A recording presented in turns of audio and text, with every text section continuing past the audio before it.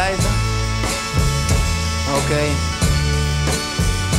Het heeft toch geen enkele zin als je me maar niet ziet als het jochie met de rozen. Want dan stort je hele droomwereld in. Jij was, zoals ze dat noemden, het idealistische type. Maar daar heb je nu verrekt weinig meer van. Je bent nu net zo materialistisch als ik. Maar hoe wil je het in godsnaam anders dan? Ben ik te min? Ben ik te min omdat je ouders meer poen hebben dan de mijne? Ben ik te min? Ben ik te min omdat je pa in een grotere kar rijdt dan de mijne?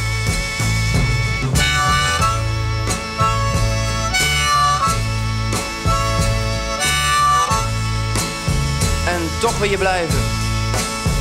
Maar je pa die wil het niet. Ik denk dat je beter kunt gaan. En je moeder, die doe je ook veel verdriet. Als je thuis komt zal ze zeggen: wat doe je me aan? Jouw moeder, die ik moest aanhoren met haar achterlijk gezwam over de studie van je broer. En dat je pa zo'n succesvol zakenman was. Met andere woorden, wat ben jij een boer, maar ben ik daarom te min? Ben ik te min omdat je ouders meer poen hebben dan de mijne? Ben ik te min? Ben ik te min omdat je pa in een grotere kar rijdt dan de mijne?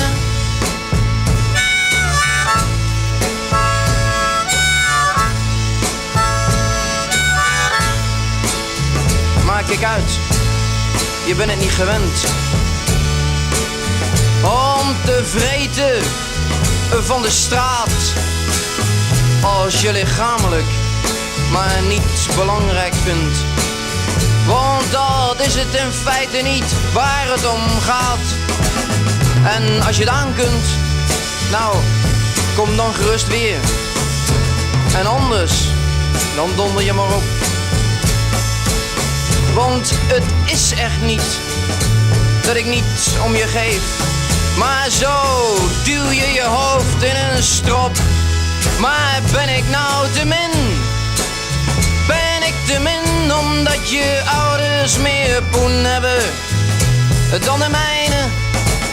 Ben ik te min? Ben ik te min omdat je pa in een grotere kar rijdt dan de mijne?